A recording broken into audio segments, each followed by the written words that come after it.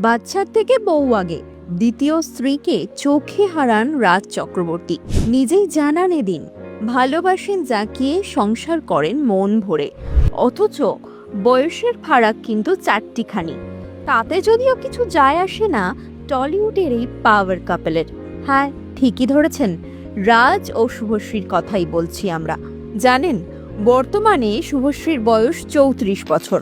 অন্যদিকে রাজ চক্রবর্তীর বয়স কিন্তু 50 হতে চলল। 15 বছরের পার্থক্য দুজনের বয়সে। দেখলে বোঝা যায়।